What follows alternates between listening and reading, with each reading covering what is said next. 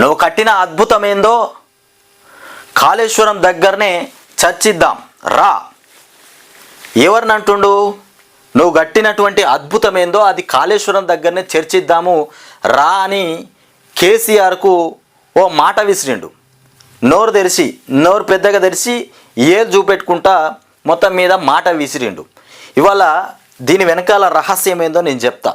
ఇదే రేవంత్ రెడ్డికి ఇవాళ ప్రజల నుండి మంచి స్పందన ఉన్న ఈ 3 నెలలలో, ఈ 4 నెలల్లో రేవంత్ రెడ్డి తెలంగాణ రాష్ట్ర ప్రజలకి ఇచ్చినటువంటి హామీలు నెరవేర్చిన, తెలంగాణ నుంచి మంచి ఆదరణ లభించిన, ఈ రకంగా ఏలు పెట్టి నోరు తెరిచి మాట్లాడేటోడు గానే కాదు.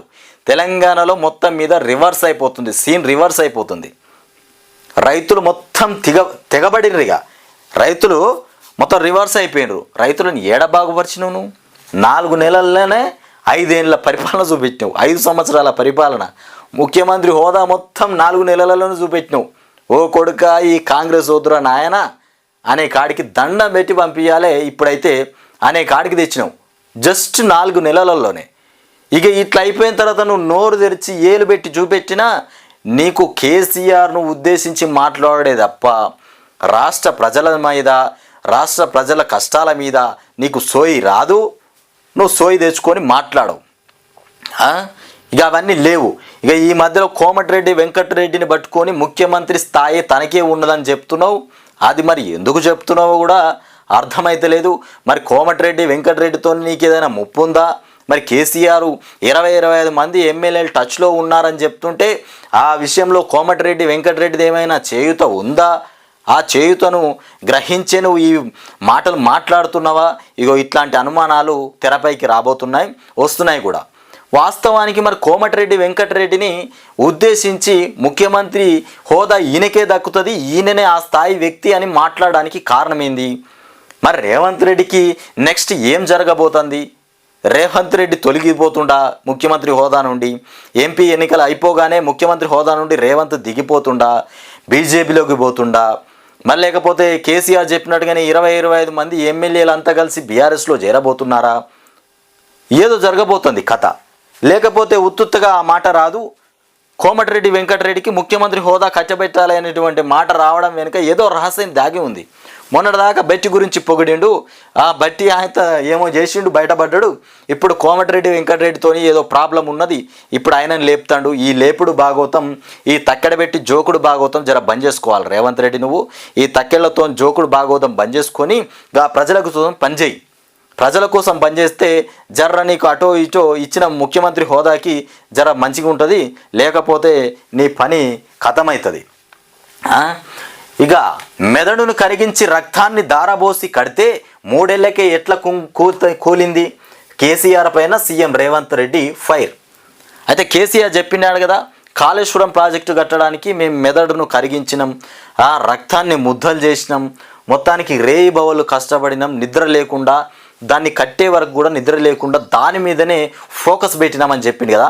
ఈ మాటలు చెప్పినావు కదా, మరి ఇంత నిద్ర లేకుండా పని చేసినావు కదా, మరి ఇంత పని చేసినప్పుడు 3-4 ఎన్ని నెలలట 3 ఏళ్ళకే ఎట్లా కూలిపోయి ఎక్కడెక్కడ పర్రెలు ఎందుకు వచ్చినాయి, ఎందుకు డ్యామేజ్ అయిందని అడిగితే, ఇక మనం బిల్డింగ్ కట్టుకుంటాం, ఏదైనా బిల్డింగే కట్టుకోవచ్చు, ఇంకేదైనా కట్టుకోవచ్చు, ఎంత పెద్దది కట్టినా కానీ చిన్నగా ఏనో దగ్గర క్రాక్ వస్తుంది. క్రాక్ ఎందుకు వచ్చిందయ్యా అంటే ఏం చెప్తారు? సమాధానం చెప్పురు. క్రాక్ వస్తే ఆ క్రాకును మనం సరిదిద్దుకోవాలి, సరిచేయాలి, మన పని ఏందో మనం చేయాలి. క్రాక్ ఎందుకు వచ్చిందంటే పుట్టిన మనిషి అనేటోడు తప్పు చేయడా, లేకపోతే ఇంకేమైనా జరగదా? అట్లా ఉన్నది కథ. ఎంత మంచి ప్రాజెక్ట్ అయినా, ఏ ప్రాజెక్ట్ ఏది కట్టినా ఏదో చిన్న లోపం జరుగుతుంది, దాన్ని సరి చేసుకోవాలి. అద్దానికి అద్దంలాగా మన ఏది అద్దంలో ఫోటో చూపెడితే పక్కకు ఆడ ప్రింట్ అనుకుంటున్నాం, అది తీసుకుపోయి ఇంకో దగ్గర అతికి చేయడానికి, ఎట్లున్నో అట్లనే బొమ్మ లెక్క గుద్దడానికి కొంచెం డ్యామేజ్ జరిగింది అనుకుందాం. ఒక పిల్లర్లో 2 పిల్లర్స్ మొత్తం మీద పర్రెలు వచ్చినాయి, వాటిని రిపేర్ చేయాలి. రిపేర్ చేసి రాష్ట్ర ప్రజలకు నీళ్ళు అందించుడు పక్కన పెట్టేసి మేడిగడ్డ కాళేశ్వరం కుంగిపోయింది, కాళేశ్వరం ప్రాజెక్టు మొత్తం ఆగమైపోయింది, కేసీఆర్ గచ్చినాయన్ని అనవాళ్ళు లేకుంటే చేస్తాం, ప్రజలు నీకు మద్దతు ఇచ్చిన రోజులు పీకి మాట్లాడినావు, ప్రజలు రివర్స్ అయిపోయారు. ఇప్పుడు నోట్లోకి వెళ్ళి మాట రాదు ఇక అయిపోయింది. రివర్స్ కథ. బ్రేకులు పడ్డాయి. ఇక రేవంత్ రెడ్డి నోరుకు బ్రేకులు పడ్డాయి. ప్రజలు మద్దతు ఇచ్చిన రోజులే నీకు బలం. ఆ బలం నీకు దెబ్బ తీసిందా? ఇక నీ పని అవుట్. ఇక సిగ్గేసి ఇకపోతే పెగ్గేసి కాళేశ్వరం డిజైన్ గీసినావా? ఇక బయట ప్రగల్భాలు పలుకుడేంది? కాళేశ్వరం ప్రాజెక్టు గీయడానికట పెగ్గేసి గీసినావా అని మాట్లాడుతుడు.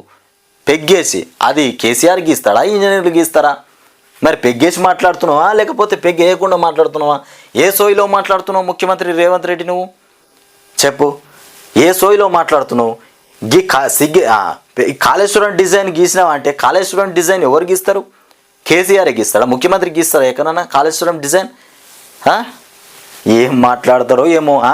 అసెంబ్లీకి రమ్మంటే ఎందుకు పారిపోయినావు? హరీష్ రావు రాజీనామా లేఖ జేబులో పెట్టుకో, 15 ఆగస్టు రోజు నీతో మాట్లాడతా. రాజీనామా లేఖనట హరీష్ రావు జేబులో పెట్టుకోవాలన్నట. ఎందుకు పెట్టుకోవాలి? ఈయన రుణమాఫీ చేస్తే హరీష్ రావు రాజీనామా చేయాలా? నువ్వు రుణమాఫీ చేస్తేంది, చేయకుంటేంది?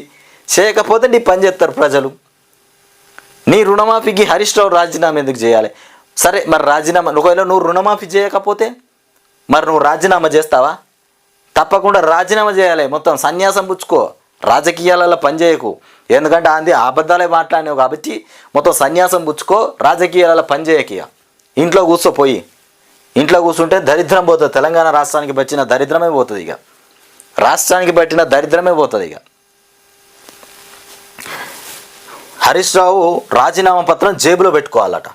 15 ఆగస్టు రోజు ఆయనతో మాట్లాడతాడు. ఏం మాట్లాడతాడో మరి, ఏం మాట్లాడతాడో. రుణమాఫీ చేసినాం చూడు, రాష్ట్ర ప్రజలంతా మా కోసం ఎట్లా కేరింతలు కొడుతున్నారు. అసలు ఈ ఎంపీ సీట్లలో నీ స్థానం ఏందో తెలుస్తుంది కదా. అప్పటిదాకా ఎందుకు ఆగమాగమవుతున్నావు? కొంచెం ఓపిక పడితే తెలుస్తుంది. ఇక సమ్మక్క సారలమ్మ సాక్షిగా ఇక చూసినావా, యాడికి పోతే ఆడనే ఓట్లు, ఏడికి పోతే ఆడనే ప్రమాణాలు. ఈ దేవుడి మీద ఒట్టు, ఆ దేవుడి మీద, దేవుళ్ళ మీద ఒట్టేసి రాజకీయం చేసేవాడు ఉంటాడా? ఎవడన్నా ఉంటారా? ఎవడన్నా ఉండడా? ఎట్లా ఈ రకంగా దేవుళ్ళ మీద ఒట్టేసా? సాక్ష్యం, సమ్మక్క సారలమ్మ సాక్షిగా ఆగస్టు 15లోగా రుణమాఫీ చేసి చూపిస్తా అంటే నీ మాట ఇన్ని రోజులు మాట నమ్ముకుంటూ వచ్చిర్రు. ఇప్పుడు మాట నమ్మే స్థితిలో లేరు. రాష్ట్ర ప్రజలు, రైతులు కూడా రేవంత్ రెడ్డి మాటను నమ్మే స్థితిలో లేరు. కాబట్టి దేవుళ్ళ మీద ఒట్టేస్తా, దయ్యాల మీద ప్రమాణం చేస్తా, ఇట్లాంటి మాటలతోని కాలం గడుపుతా ఉన్నాడు అన్నట్టు. ఈ ఓట్లేంది? ఈ ఓట్లు గివేనా ఓట్లు? దొంగ ఓట్లు. దేవుళ్ళను కూడా బలి పెడుతున్నావా నువ్వు? నీ రాజకీయం కోసం దేవతలనే బలి పెడుతున్నావులే నువ్వు. ఇక కేసీఆర్ మోదీ బొమ్మ బొరుసు లాంటోళ్ళని విమర్శ. వరంగల్ సభలో ప్రసంగం. ఇక మెదడును కరిగించి రక్తాన్ని ధారబోసి కాళేశ్వరాన్ని కట్టినట్లే కేసీఆర్ చెప్తున్నారని, ఇక అట్లా మెదడును కరిగించి కడితే 3 ఏళ్లకే ఎందుకు కూలిపోయిందని సీఎం రేవంత్ రెడ్డి ప్రశ్నించారు. కేసీఆర్కు సూటిగా సవాల్ విసురుతున్నా, నువ్వు కట్టినటువంటి కాళేశ్వరం ప్రాజెక్టు అద్భుతమేందో, నీ అద్భుతం తెలంగాణ ప్రజలకు ఏ రకంగా ఉపయోగమో కాళేశ్వరం దగ్గరనే కూర్చొని చర్చిద్దాం రా, మేమందరం వస్తాం, ఇక ఆడనే కూర్చుందాం. కేసీఆర్ ఏమో ఒక్కడు రావన్నట, ఈయనేమో అందరిని తోలుకొచ్చుకుంటాడట. గిడ చూడరు, ఇగో నువ్వు అక్కడికి రా, మేము అందరం వస్తాం. భయం చూసినావా? ఒక్కతోని కాదు అది, మాట్లాడు. ఇక నిపుణులను పిలిపిద్దాం, మేధావులను పిలిపిద్దాం, తెలంగాణ సమాజాన్ని ఆహ్వానిద్దాం, అన్ని ప్రభుత్వాలే ఏర్పాటు చేస్తుంది, అన్నీ ప్రభుత్వమే ఏర్పాటు చేస్తుంది. ఇక నీకు దమ్ము, ధైర్యం, నీతి, నిజాయితీ, చిత్తశుద్ధి ఉంటే రా అని కేసీఆర్కు సవాల్ విసిరారు. ఈ సవాల్ విసరడానికి తప్ప దేనికి పని చేయడా? ఇక రాష్ట్రంలో నీళ్ళు లేక, నిధులు లేక ఎండిపోయిన పొలాలు, వరిసేనులు ఎండిపోతున్నాయి, ఆగమాగమైపోతున్నారు, ప్రజలంతా గందరగోళం జరుగుతుందిరా నాయన అంటే, ఈ పని పెట్టుకుందాం, ఆ పని పెట్టుకుందాం, కాళేశ్వరం దగ్గర చర్చిద్దాం, గీ మాటలా గివ్యా? ఇక హరీష్ రాజీనామా పత్రాన్ని జేబులో పెట్టుకోవాలా? 1,00,000 కోట్లు ఖర్చు పెట్టి కట్టిన కాళేశ్వరం కూలింది. ఇంకా 1,00,000 కోట్లు కట్టినటువంటి కాళేశ్వరంలో 1,00,000 కోట్ల అవినీతి జరిగిందన్నారు. అది దాని నిర్మాణానికి 1,00,000 కోట్ల నిర్మాణం, అది మళ్ళీ జరిగింది కూడా అవినీతి. అందులో 1,00,000 కోట్ల అవినీతి జరిగింది అన్నమాట. మరి ఎట్లా జరుగుతుంది? ఇక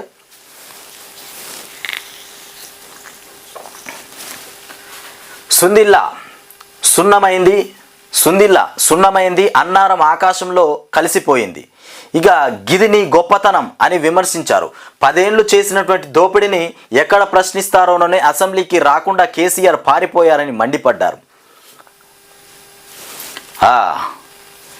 ఇక అసెంబ్లీకి రాని దద్దమ్మలు, బడికి రాని ఇక బడి దొంగలు లాంటోళ్ళు, లాంటోళ్ళట అసెంబ్లీకి రాని దద్దమ్మలు. ఇక నువ్వు బడికి పోయి పడేసినావు. ఇక బడికి పోయి నువ్వేం చేసినావు? ఏం చేయలే. అక్షరాలు నేర్చుకోవడం తప్ప వాటితోని లాభం ఏం లేదు.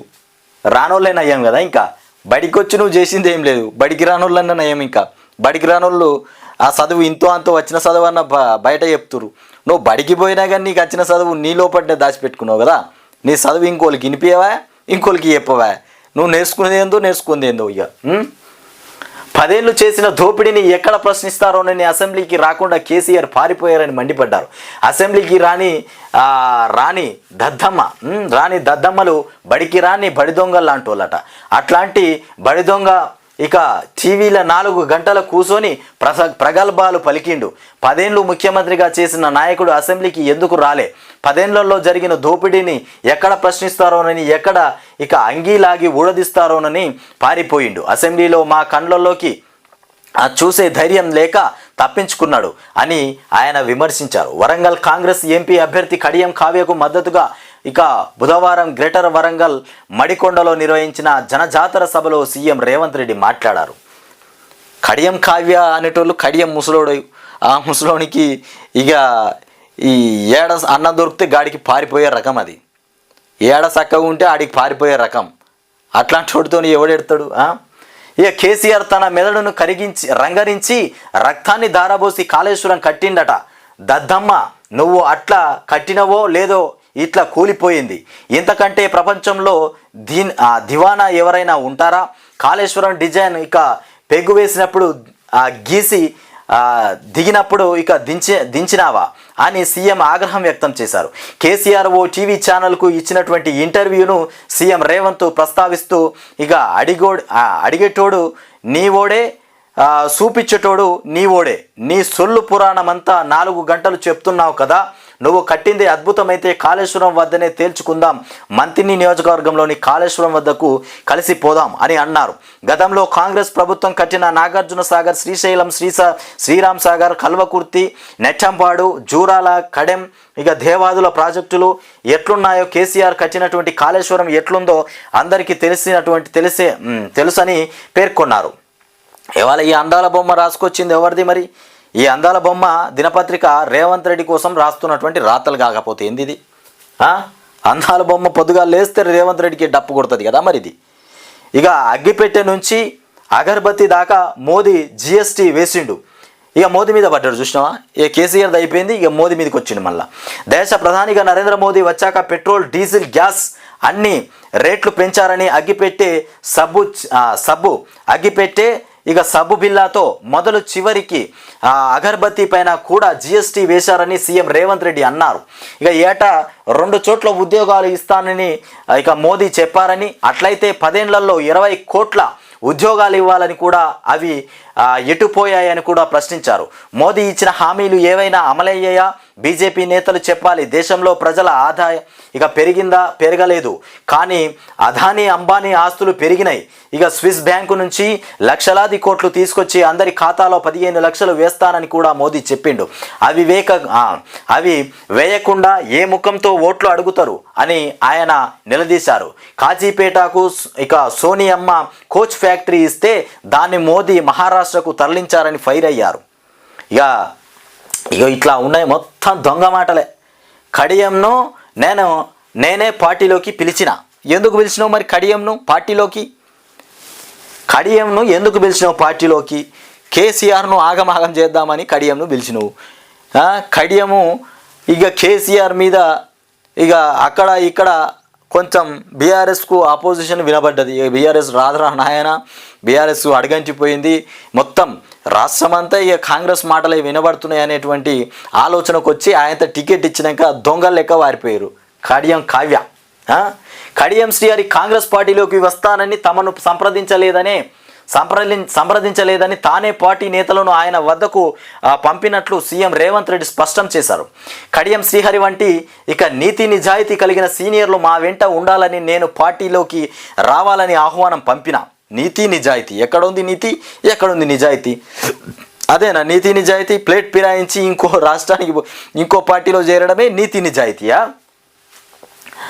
ఇక కడియం శ్రీహరి వంటి నిజాయితీ కలిగినటువంటి సీనియర్లు మా వెంట ఉండాలని నేను పార్టీలోకి రావాలని ఆహ్వానం పంపిన అని తెలిపారు. ఎస్సీ ఎస్టీ రిజర్వేషన్లను రద్దు చేసి రాజ్యాంగాన్ని మార్చేసి దళితులు గిరిజనుల మీద దాడి చేయాలని కూడా బీజేపీ చూస్తున్నది.